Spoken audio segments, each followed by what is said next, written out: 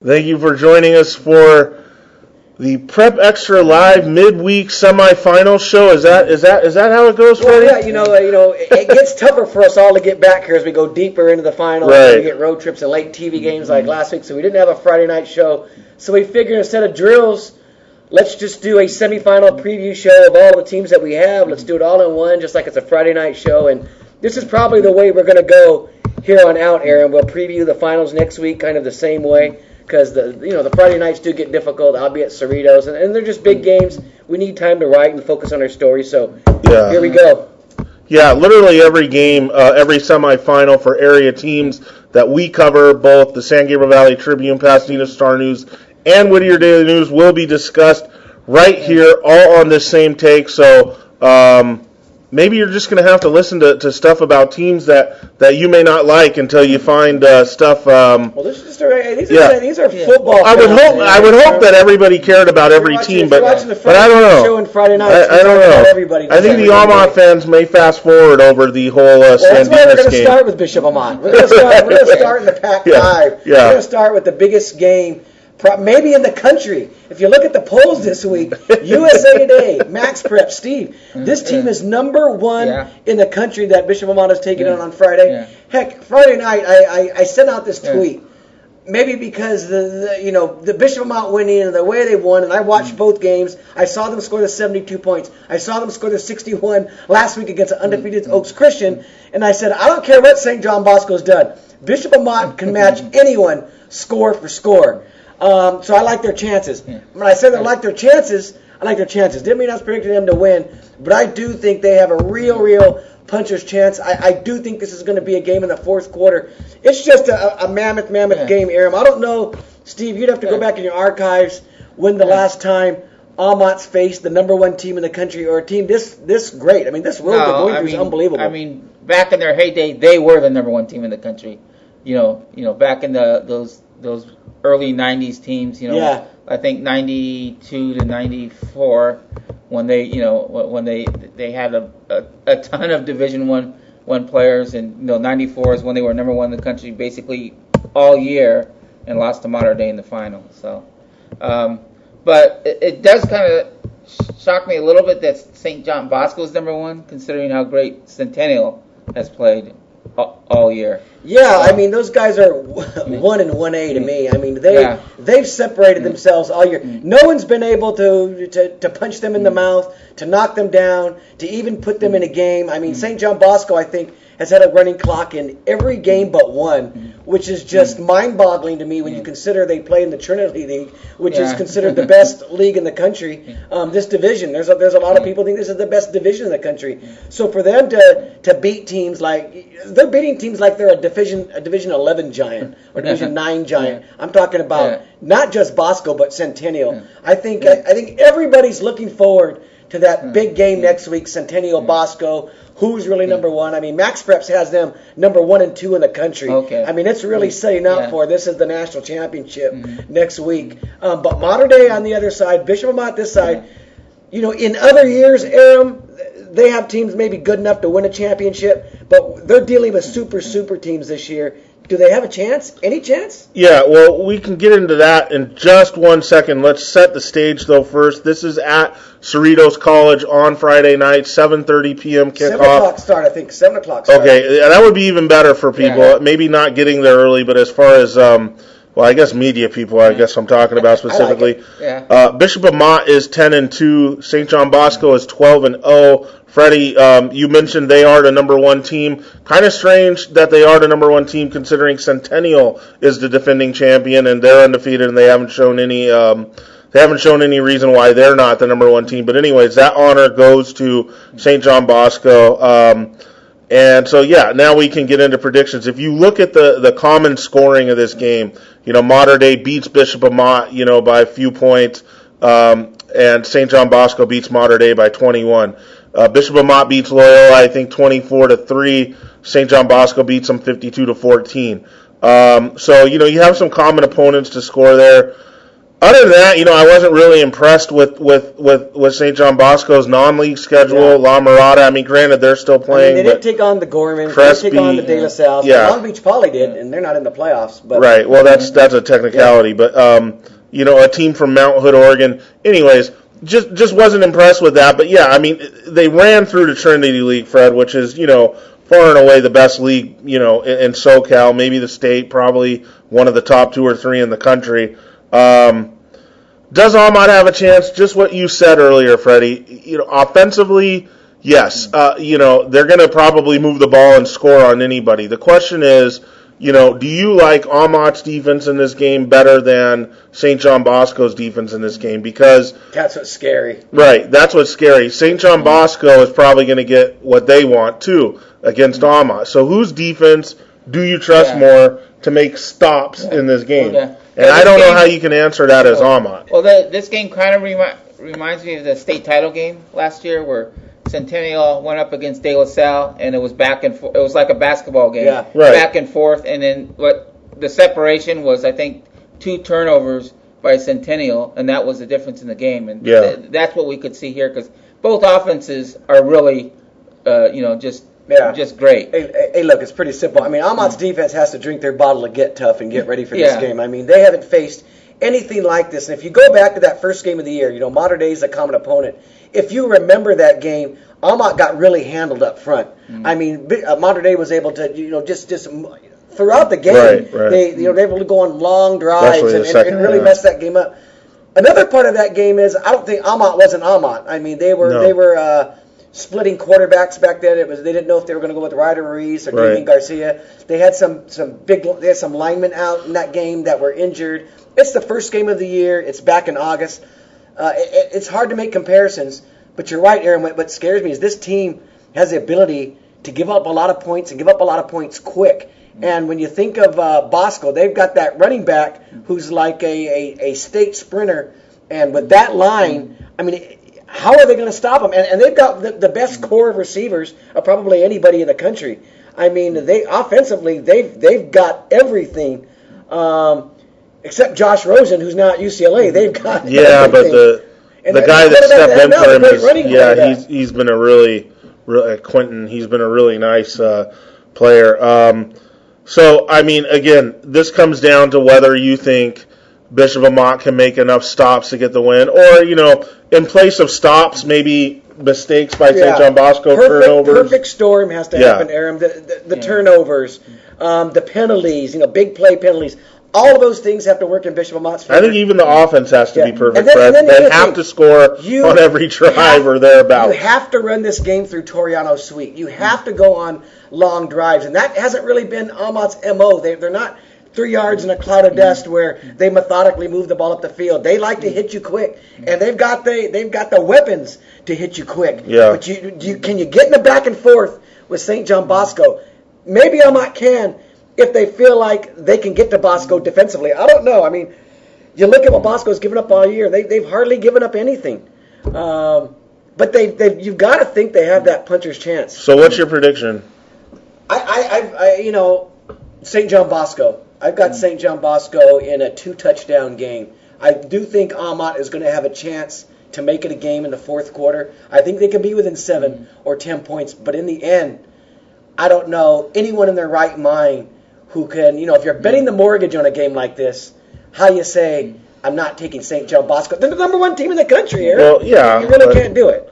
And the line on Max Preps, I was going to say, if you're betting this game, you're dealing with a point spread. It's not a pick'em game. Yeah. So, it's got Bosco by 11 on Max by 11. So. And I would probably take Bosco and give the points. Would you really? Wow. I think it's a 2-touchdown game in the very end. I think Ahmad's in the game in the fourth quarter.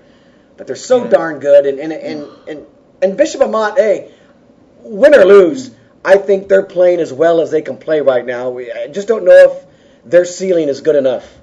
Stevie? I got Bosco in this game. Like you said, they're picked by 11 on Cal Preps, and the way they've played all year, they're just seem a little better. But Amat has played really well down the stretch. So that's kind of their chance. Yeah. And I think the coaching staff might have to take some take some chances on certain plays. Maybe try an onside kick after a score.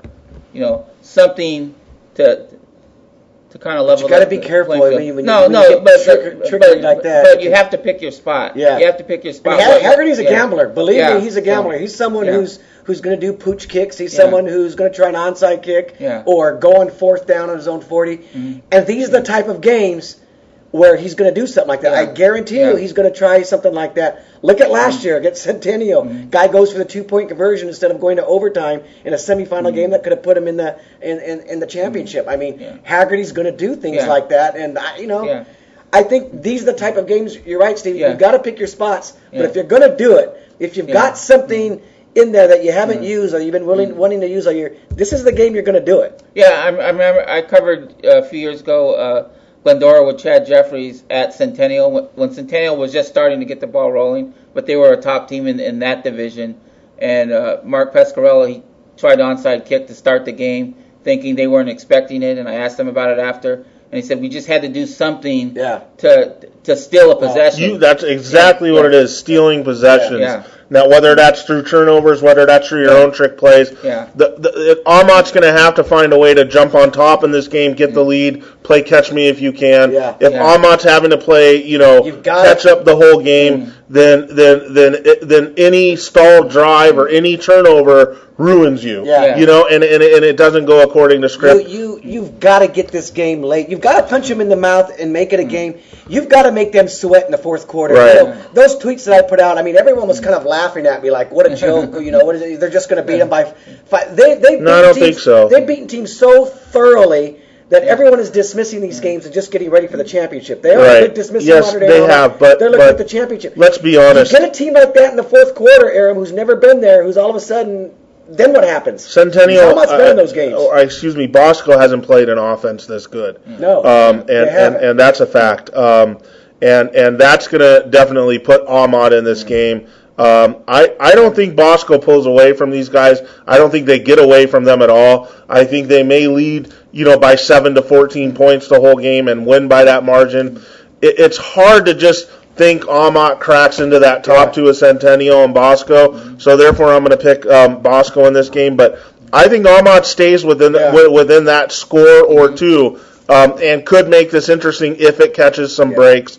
Ahmad's going to have the fan support. They're going to have hopefully some magic, maybe a uniform switch or something on Friday night. I mean, look what they did last week. They came out with the French flag. I mean, really a tribute to what happened overseas and all the bombings. I mean, they're going to do something on Friday night. You're right. Whether it's uniform switch and all that. Right.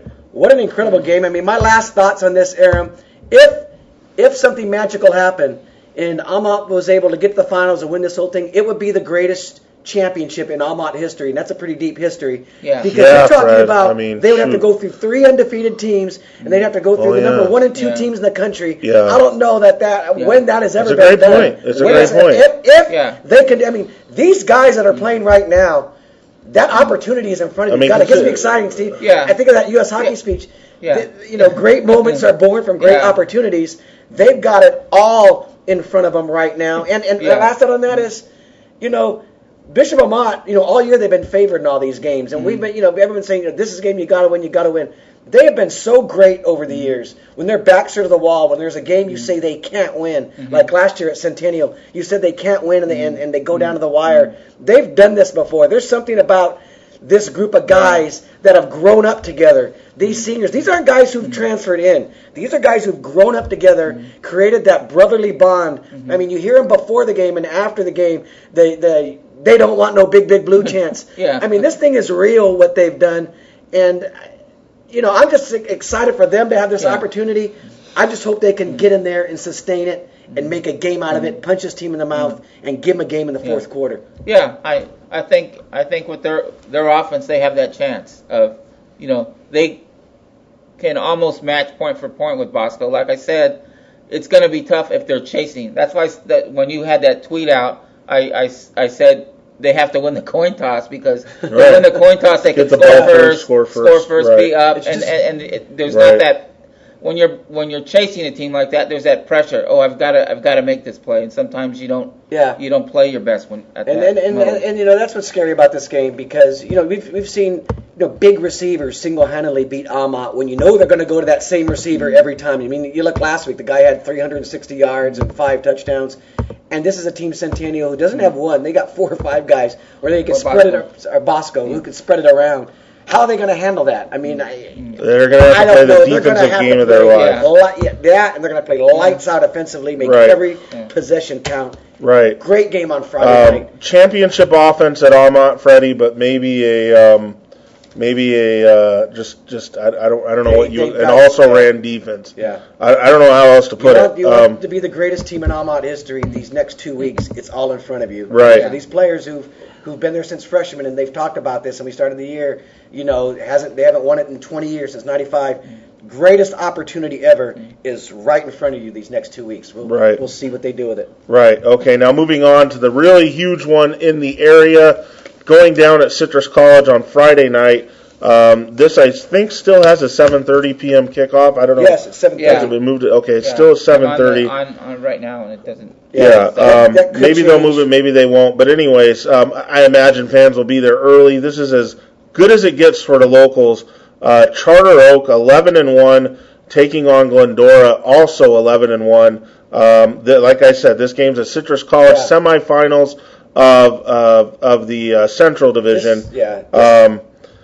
Glendora's only lost this year to Charter Oak, 28-7 back in September. Charter Oak's only lost this year to La Mirada, still playing in the Southeast Division. Take it away. I mean, Freddie, this is dream stuff right here. Yeah, it is. And, Charter Oak and Glendora, for them to be in the same playoff bracket in the semifinals, this goes back years for me. There were a lot of years when Glendora had great teams, and they were in the baseline in the Inland Division, in a division where they'd win a first round game. I remember covering Pascarella when they beat Upland, but it would just get too tough for them. And meanwhile, you'd have Charter Oak in a division similar to where we're at right now, winning championships and piling up championships, beating Diamond Ranch twice. 6-6 and always saying, but who was a better team? Was it Charter Oak or Glendora? Because Glendora had teams that would have probably been in the finals had they been properly placed in divisions. Well, now we're properly placed, and now we finally get to see it. I don't know the last time they played each other in a playoff game. Never that I can remember that they've been in the same divisions. Yeah, I can't recall. Glendora, even back when it was the number divisions, Glendora was always they were in the baseline, so they were in Division 2. Yeah. And Charter Oak was in 6 or 7. Yeah, and what I was reminded this week, that 28-7 game earlier in the season, and Charter Oak thoroughly dominated. You were there. Yeah, they thoroughly dominated the game up front. That's what I remember. Fink, how is that possible? Fink couldn't do any. Well, I was reminded. Charter Oak's up front is the size of you and Stevie. And I was reminded this week that Glendora was missing a couple players in that game. Jeez. Key players that are on that's what I've heard. Difference. Yeah. So otherwise, it makes no sense to get handled up front by Charter Oak. I know Moose does a great job with it. He really should be the coach of the year. Forget about head coaches. Moose, the offensive line coach at Charter Oak. I'm standing there last week at their game, and I'm at Joel Sanchez, the coach at El Monte. He's there watching with me, and I'm saying, I cannot believe they do what they do with offensive linemen the height and the size of Freddie and Steve. Yeah. It's not a joke. I don't understand how they can do it. I don't know. I told Joel Sanchez, I said, if I was a coach and I saw Charter Oak on film, I'd be laughing. I'd say, I'm going to kill these guys. I'm going to run right over them. I'm going to destroy it. I'm going to blitz right up the middle. There's no way Zion Eccles is going to run the ball on me.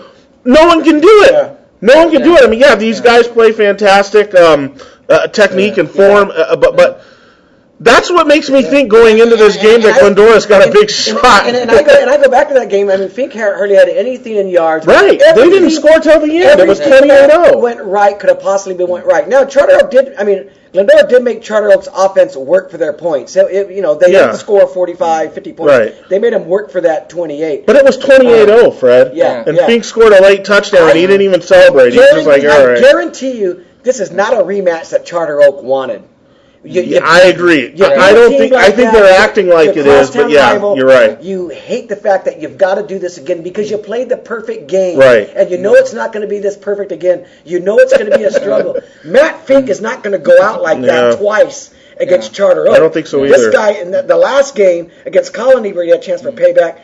Dude had 2 interceptions on defense. I know. Too. They put him on defense. I told you. They're bringing out all the stops. I had the same guy, who's a very well-known guy, but I'm not going to say who it is, who actually tipped me off to who Matt Fink was a couple years ago. He told me this year, he said if that kid played free safety, he'd be one of the top free safety recruits on the West Coast. His speed. That he may be a better free safety than he is a QB. Yeah, it's his speed, his height, his instinct, everything he does. Yeah. The kid's fantastic. And what's funny is last week we get into this, that whole, I know you were on there, Freddie, talking about like Matt Fink was doing the right thing on Twitter, saying like, don't be saying G Unit is just a one-man show. It's not, we're deeper than that. Okay. Mm-hmm. And I got on there and I said Glendora's 3-7 without Matt Fink. Now, maybe that's a little harsh, maybe it's not, but when you got LeBron James, you embrace it, okay? Yeah. When you got a superstar once-in-a-lifetime player, you embrace it. It's okay to sit here and say, Glendora doesn't have superstar power outside of Fink. This makes the game very easy for Roger Lehigh and Lou Farrar and their defense. Why? Because you have to just stop Fink. You have to say, you're not going to beat us with the pass. You're not going to beat us with your legs, and if those two things don't happen, you're going to lose the game 28-7, just like you did last time. Yeah. But can you do it again? Yeah, because Glendora has this tape now. They get to really look at it. What went wrong? And this is where the game of chess starts to really become relevant, because we're not talking about comparing opponents they faced. They faced each other. Yeah. So they know what to expect, Steve, when they play this game. Yeah, when you play a team the second time, especially when you win big, I think it's kind of human nature to think, we've got this, and you don't kind of pay as close attention to detail as you did before.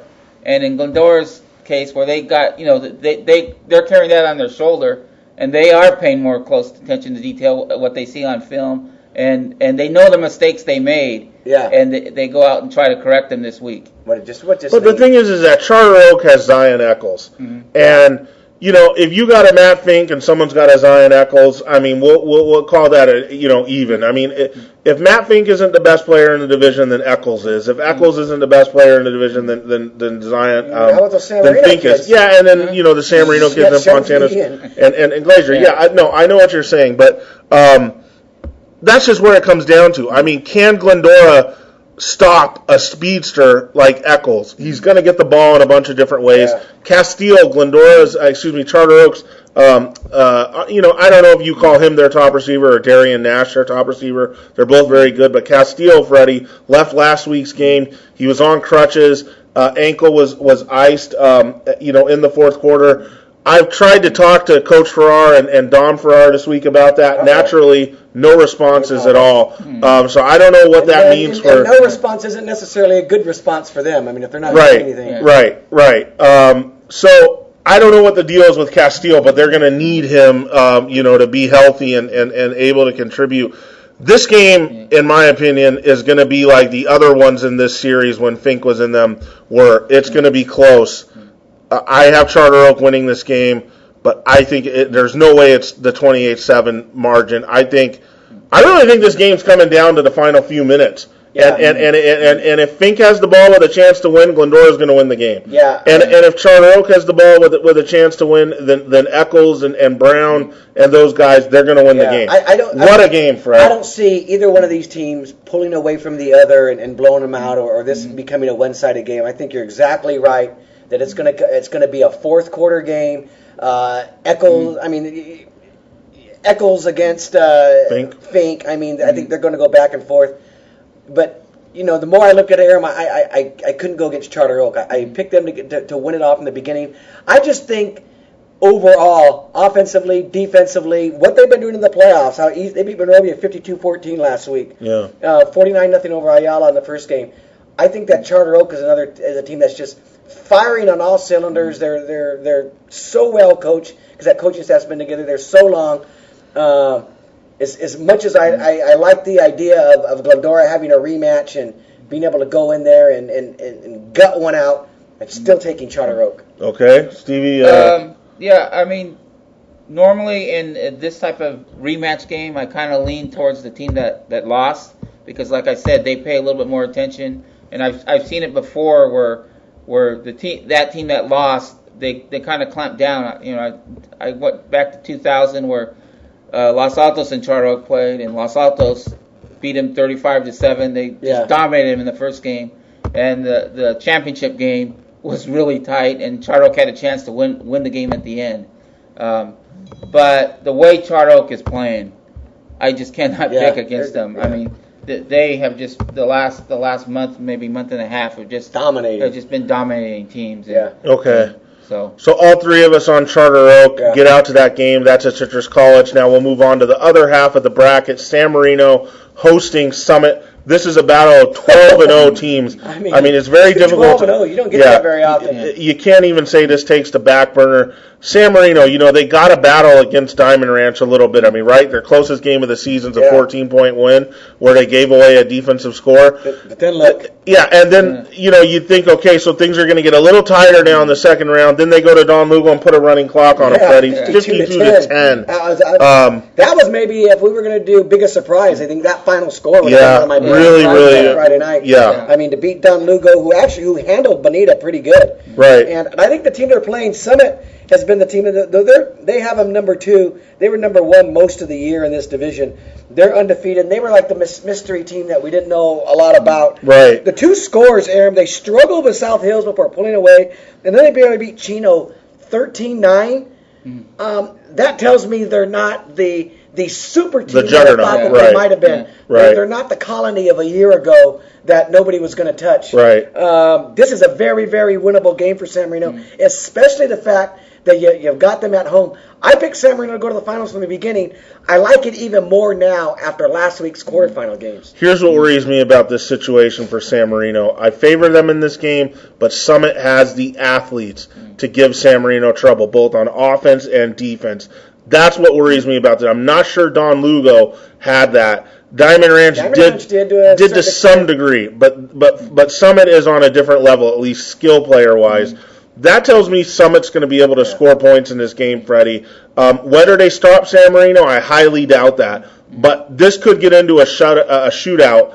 I think this game's going to be very interesting. I don't know about you, Steve. Yeah. I mean, I think what Summit has done, like you said, they show they can play either type of game. Just try to outscore a team, or if they have the athletes on defense. And the thing about San Marino, they've had so many easy walkover type games. I just wonder if they get in a tight game in the fourth quarter where they've got to make a 3rd and 6 to win the game. Can they do that? That's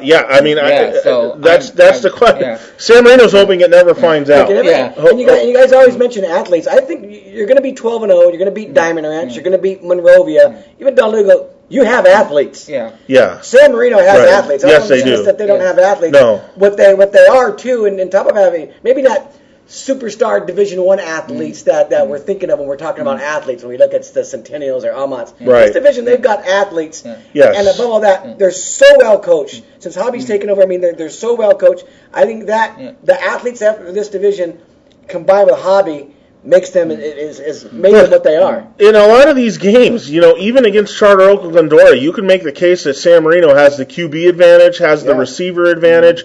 They are that good at those positions. The football IQ has advantage? The coaching advantage, yes, the football IQ advantage. And of course, defensively they're playing better. Do they have the toughness advantage? That's the story. I don't know. I'm not sure Summit is the team to find out against. I think it's Charter Oak or Glendora. I'm picking San Marino in this game. I think they're going to pull away in the fourth quarter. It kind of reminds me a little bit of like we talked about Bosco and Amat. Yeah. This is going to be a back and forth, and I'm not sure Summit can keep up the whole way. I know San Marino will have the game plan. I know they'll have this team figured out. There's weaknesses to be had with Summit that Mike Hobby can figure out on film, and Carson Glazer can go out there and exploit. I got San Marino into the finals. Yeah, I got San Marino into the finals too, Aaron. I'm like you. I think it'll be about 10 points. I got San Marino. I think, like Aaron said, I think they'll be able to pull away a little bit in this game, and and they won't have that pressure where they're behind the 3 minutes to go in the game. I think they're going to be up by a couple of touchdowns. Right, now let's switch to the Del Rio League. The Del Rio League. Yeah, we're going to talk about Lucerna, but the Southeast Division. Final four. Lucerna, the number 1 seed, still alive and kicking.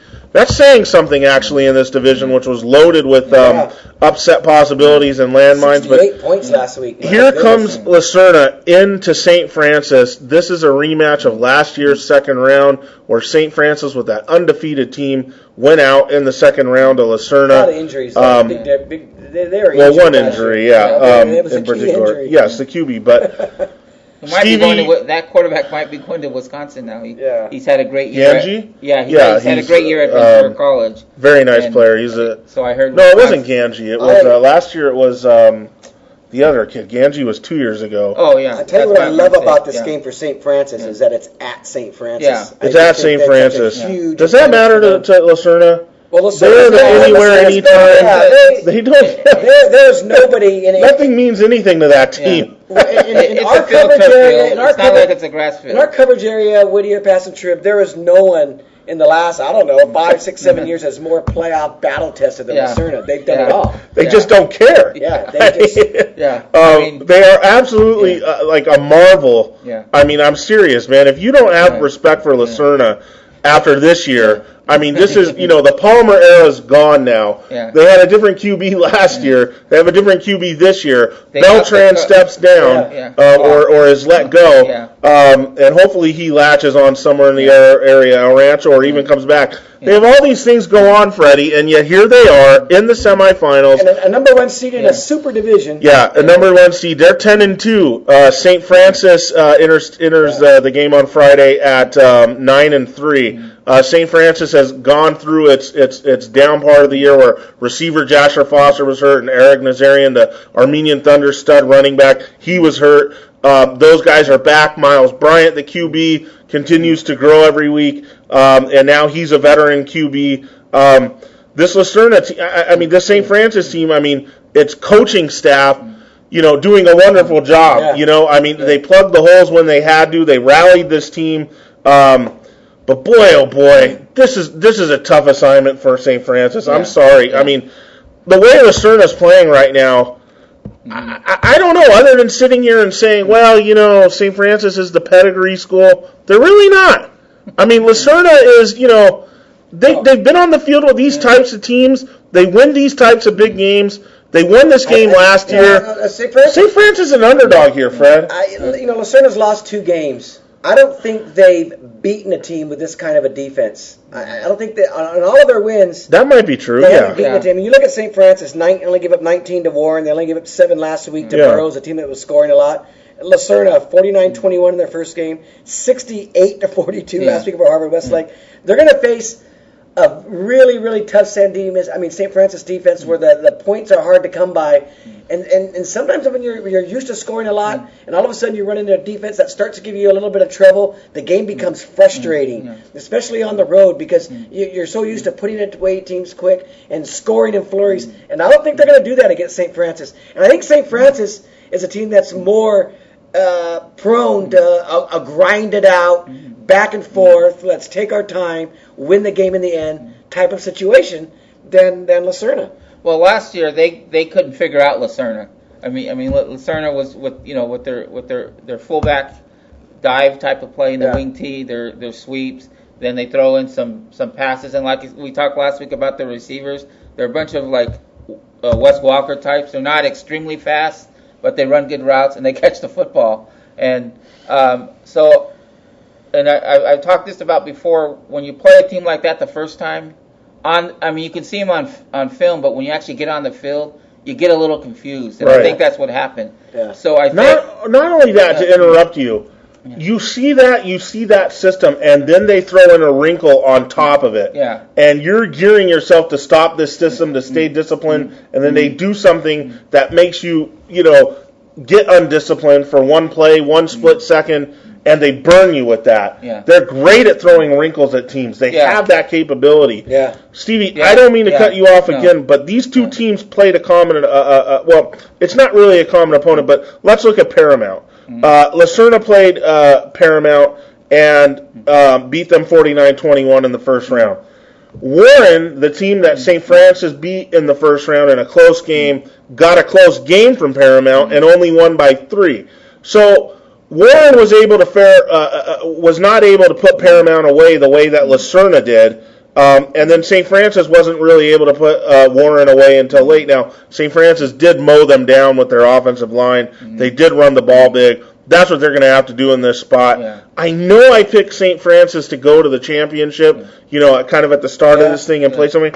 I'm not picking them in this game. I'm picking Lacerna. I just can't. I've got Lacerna. I actually I did on my blog. I did for each of our local divisions. I did a tournament for each division, and I had St. Francis against La Mirada in the final. But both of you are going. But the way Lacerna has been playing these last few weeks, I mean, you score 68 points in a quarterfinal game against an above-average Harvard West team, a team that beat St. Francis. Although St. Francis didn't have its best player. This is the year Jimmy Bonds gets his championship. Okay. This is the year St. Francis does it all. Wait. They got to win this game and next week. They're going to win this game and next week, Aaron. I've got them winning it all. This is the year it's going to happen for St. Francis. And I'm glad that you guys are both switching because I'm going to be the only one right on Friday night picking St. Francis to get to this final. I guarantee you St. Francis is going to win this game. Stevie and I just have the foresight to see what's ahead. Yeah. And what's ahead is this. I had the foresight, I think, last week taking you don't understand what I'm talking about. And I was right. When I say foresight and seeing what's ahead, we have these visions of Lacerna, La Mirada in the championship game going down like at Cerritos or at Cal State Fullerton. Extremely packed crowd, 2 areas, 2 programs, not really fond of each other. Do they play each other much in non-league? No, they don't, because supposedly La Mirada was kicking their butt and the coaching staff's had animosity. I'm getting the feeling La Mirada doesn't have a lot of friends. No, not really. No, they really don't. La Mirada, La Habra, not friendly, at least as far as I can tell. The Santa Fe thing. They're getting the old Charter Oak or South Hills treatment back when they were getting all the athletes. Right. And everyone just goes, it's recruiting. Right. No, they're going to La Mirada because they're seeing what Machete and those guys are doing on Twitter and social media, how they're getting college athletes out, and you come here. Yeah. We don't care about just your football career. We care about trying to put you in a spot after your football career so you can go to college. I think that's what attracts people to La Mirada. Because they ain't winning championships because they haven't been doing that lately. Yeah, but they, like you said, they have like Division I coaches out at their practices. Yeah. Well, there's spring practices. There's spring practices all the time. You don't like it, neighboring coaches? Then do something about it and start making recruiting a bigger part of your program, and you'll get those players too. So speaking of La Mirada, they go to Stevie's favorite place on Friday night, Cathedral High School, on the road. Fans, I don't know what to tell you. I don't know where you're going to park or what you're going to do. I'll tell you what to do. Get there about 3 o'clock or even 2 o'clock. I'm going to give fans the greatest advice ever. Okay. Find a parking spot maybe a half a mile from the school somewhere along the street. I don't care where. Get out your cell phone, okay? Call Uber. Have Uber drop you off up front. It costs you probably $4 or $5. Grab Uber after, back to your car. You're done. You don't have to fight it. No worries. Uber, it's the greatest thing ever invented. Right. Okay. So... But once you're there, what you're going to see is this: a Cathedral team that is 11-1 against a La Mirada team that is 9-3. We've talked about those losses: St. John Bosco, Mater Dei, San Clemente. All teams, all in higher divisions, all still playing right now. Fantastic stuff. Their win in the non-league was against Charter Oak. They're 11-1. They're still playing. La Miradas look like a beast in the playoffs, Freddie. They wax Santa Fe. They go on the road to what should have been a tough game against Dominguez. Wax them 38-13. Love the way that they're playing right now. I don't see anything in this team in this division beating them the way they're playing now. But Cathedral, I mean, in theory, is going to be. They'll be good. It'll be tough. I just don't think I don't think so. I think La Mirada is going to beat these guys pretty easy.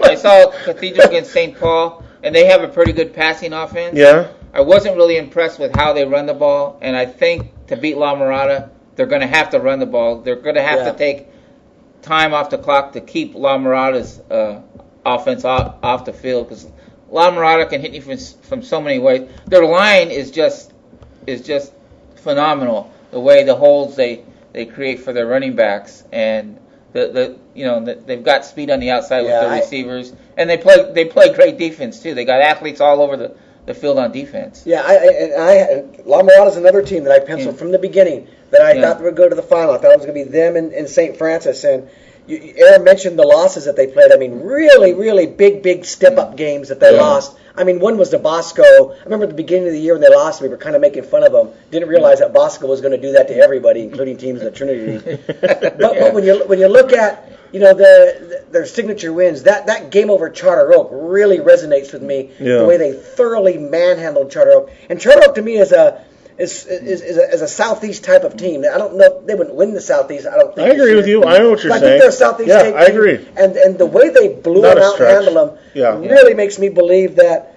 against these teams now, like at Cathedral, this isn't Bosco or the teams they lost to. I really like their chances. I do too. I like them getting to the final. What a beautiful final that'll be. And I think this is a game they're gonna really put the hammer down on Cathedral. I don't know how they couldn't, because La Mirada's rolling right now. I mean, just look at them. Not only did they catch kind of their stride going into the playoffs, but they've taken it up another notch in the playoffs. And Cathedral, I mean, you're struggling to beat Downey. I don't think La Mirada has that much trouble with Downey. Again, I mean, look at what they did last week against the Dominguez team that was in Downey's league, and they got them out of their 38-13. Yeah, they returned the opening kickoff back for a touchdown. Yeah, so there you go. I mean, we're all picking La Mirada. What a setup, man, in that Southeast Division. We know one thing. It's going to be St. Francis or Lucerna. And if St. Francis, La Mirada in the final, mark it down. Well, yeah. If La Mirada wins, it'll be against La Mirada. So I mean, that's just an amazing championship game looming there. We'll see. Get Cathedral out of this so we can focus on these. And I think that they will, Fred. Yeah. Okay, now we'll go to the Mid Valley Division here, and this is where San Dimas, the surprise team of the area, is still alive. They go on the road. They got the best win in the area, as far as I'm concerned, in the playoffs so far. They go to Paraclete. They're a second-place team from their own league. Yeah, Freddie called it. San Dimas goes to Paraclete, ends up pulling away for a 43-28 win. Now the Saints are back on the road again. They're going to Agora, not as bad as going to Paraclete, to take on that Viewpoint team that, they're kind of the X factor. They blew out Montebello. They got in a wild shootout last week against Covina. They were able to pull that out. And now here come the Saints. Stretch, right, to win that I don't know how exactly I was feeling Coach Holman when I talked to him after that Covina game a few weeks ago. The way they just thoroughly dominated Covina. 42-0. And he was saying, they're playing right now as well as they could play. I mean, everything that they've been working on right now, they were feeling the fruits of all that. Yes. And look at what they're doing in the playoffs. I mean, they didn't just beat Paraclete by a point. They didn't just pull this out in the fourth quarter. No. They went to Antelope Valley College and handled this team, handled their business. It was a close game, but they pulled away late. They scored 43 points against the number 2 seed. So the way they're playing right now, even though this is on the road, Freddie, against a team that can pass the ball all over, this is not a team that's better than Paraclete Viewpoint. They're just not. San Dimas is the favorite in this game. The only thing they got to overcome is being on the road. Yeah, in my opinion. And they're one of those teams that, because they had gone to Antelope Valley College before. I mean, we'd mentioned this last week in the drills. They weren't going to be intimidated by going down there. I don't think it's going to be this game's going to be at Granada Hills High School, by the way. Okay. No, it's at Agura. Is this the one at Agura? Okay. The other game is going to be at Granada Hills. Okay, it's at Agura. So this is just up to the 134-101. Yeah. I just love San Dimas' chances of getting back. And what a story for Coach Holman with, Coach Zernico leaving. Yeah, Zernico leaving. You mentioned in your story this week some members of the staff. They had that horrible start. Yeah. They lost to San Dimas and they lost to Northview. You're right. Everyone's writing them off. They lost to Diamond Bar. Yeah, but when they lost to Diamond Bar and then followed by Northview. Bonita after that. Yeah. And that was a game they really kind of gave away. People were really I was starting to write them off and didn't think they could do it. They were anything 3-3, I believe. Really, really big credit to Coach Holman on what they've done. 4-3. And now you like their chances of getting to the championship. I've got them. And I just had a feeling. I had a gut feeling that they were going to go on this run. I agree with you. And they're going to get their Viewpoint. For as much as that 49-0 win over Montebello kind of made everybody go, what kind of team is this? Right. I think you saw reality last week squeaking out a 37-35 against over Covina. Take San Dimas. If San Dimas doesn't bounce, you got to like them in this game, Stevie. Yeah. I mean that Paraclete win is just that's like you said, that's the biggest win in the playoffs by any team. And this is the point for a home game in the championship. Yeah, and the way they're playing, it's just like they've got that they're like a machine. Like we've seen them go on these runs before. Yeah. Under Coach Zernico, and they're doing it with Coach. They're going to be a hard out in this division. Yeah, I don't care if it's Syracuse next week. It's going to be a hard out. Okay, so there we have. I mean, that, unless you want to talk about Pomona, Freddie. We can go really quick. I mean, Pomona. That game over Nancy last week. My God, did that go back and forth? Nancy led for almost every second of that game until the last minute and a half when Pomona and that goes back to never underestimate the heart of a champion. I mean, Pomona. You're going to have to knock them out. Yeah. Or never trust a team with no defense. But a team with a lot of offense, you don't know. And they're going to go to Sierra Canyon. Sierra Canyon, they beat them last year. I'm sure this is a game Sierra Canyon kind of wanted to get back at their place. They got them. Pomona won't be an easy out, but Sierra Canyon's going to beat them. Talk about skill players in this game. I agree with Fred. I think Sierra Canyon is going to win this by 30, though. Oh, okay. 30? I do. Yeah. I almost choked on whatever I have in my throat. I said it. Well, I got Sierra Canyon in this game. I mean, what we've heard of them and the athletes that they have, and the fact that they lost this game last year. Right. So, but I think I don't think it'll be 30 points, but I think it'll be a competitive football game. Now, moving on to the Southwest Division. Yes, Southwest Division. That's where arguably our surest CIF champ. And I hate to keep putting the jinx on Coach Minnesota. Break these games down. I mean, this is obvious. It's going to be La Habra San Clemente in the championship. Well, hey, so let's break into this. La Habra is hosting Villa Park, and the reason why I don't like Freddie just starting like that, even though I think you're going to be right, is because Villa Park's 12-0. La Habra's 11-1. So anytime you're playing a 12-0 team in the semis, nothing's taken for granted. There's a reason they were an undefeated team who wasn't a top 4 seed, and you can look at that schedule. They haven't. Yes, there's questions about who Villa Park has played. Yeah. On the other side of the bracket is defending champion San Clemente hosting Buena Park, who hails from La Habra's league. And I was talking to Coach Frank Mazzota this morning. I said, man, you got to really like the way Buena Park has flattered your league. I mean, you're in the semifinals, and another team from your league is in the semifinals, and you waxed them. But it's hard for Coach Mazzota or anyone in that league to pay Buena Park any compliments. So that didn't really happen. But I mean, it definitely is a feather in La Habra's cap. And all right, Freddie, you want to get into this and just, say, hey, this 12-0 team isn't going to stay with La Habra? I agree with you. Yeah. I mean, La Habra's playing, they get all this credit for their offense, and they're fantastic, but their defense in the last 7-8 games hasn't allowed more than 14 points. Yeah, and the thing about their defense in last week's game, they were up 14-0, and Laguna Hills came back and made it 14-7 and had a chance to tie it. But they had three drives inside La Habra's 10-yard line and didn't get any points. Wow. They missed. But they moved the ball. That's kind of interesting. I didn't know that. I don't see how this game is close. I don't know. I think La Habra San Clemente finals. The thing about La Habra, their quarterback, Barrier, he's just such a great athlete. Right. It's like watching a video game sometimes on the moves he makes when he goes back to pass. There's no one really open. He's under pressure, and he can turn what should be a sack into like a 50 or 60-yard gain. So I don't think there's anyone in the division that can match that. Freddie just said it. We got La Habra in the final. I think we all do. Coming in the other end. What a great preview show. Yeah. What great games we have on Friday night. I can't remember the last time we've had this many teams still playing.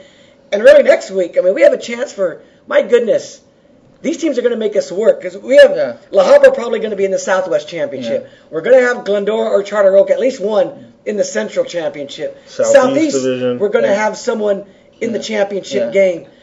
Bishop Amata, if they pull off the miracle of miracles, we could have a possibility. San Dimas, 4. Yeah. I think we're going to have 4 championship games next week. Bishop Vermont being the team that the real outsider that could give us 5, which would be amazing at Pac-5. It makes up for last year when we had 0. Are you ready to call 4 championship games next week, Aaron? Do you see that happening? Yes, I do. Yeah, of course. 4 local championships. And I just want to say, Coach Hobby at San Marino, thank you. I will sit at your table at the CIF luncheon for the champions luncheon for the big Monday press conference type thing. That would be fantastic. Here's the good news for this. And we're not counting the Pac-5 because... And Freddie will be sitting at the Bishop Vermont table. Yeah, I don't know. They have right table. next to Coach Steve Haggerty. Coach Haggerty. Get to announce you to everybody. Yeah, so here's something to note, you guys, going into next week, is that the Mid-Valley and Southwest Division Finals will be on Friday night. Okay, but the Central's on Saturday. What's that? The Central's on Saturday. The Central Division and the Southeast will both be on Saturday. That's a bummer. Kind of, for guys like us, we want to see them both. Want to get to every championship you can. This says the Southwest is on Friday. So I just said. Yeah, that's what Freddie just said. If that's the case, then you're right. It isn't going to be at Anaheim. Yeah, so we're going to have 2 championship games on. Let's get through the semis, and then we'll carve up what everything is.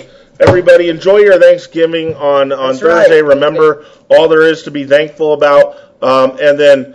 This is just my real simple, hip disclaimer, or you'll see in a second. My advice for everybody: semifinals and chill on Friday. That's it, huh? Semifinals and chill. Semifinals and chill. Now that's a play off of the word Netflix and chill, right? Yes. Yeah, okay. I'm not that old yet, Aram. I get the Netflix and chill thing. Do you know what Netflix and chill means? That means we're going to go home and make out, right? Is that what it means? I say make out. I didn't think so, Fred. I didn't know that. Yeah, but you're right. But no. So semifinals and chill, and by chill I mean like get something to eat. 47-year-old there is. I'll tell you that right now. Yeah, I get the lingo. I know what's going on. Semifinals and chill. Yeah. A hashtag that.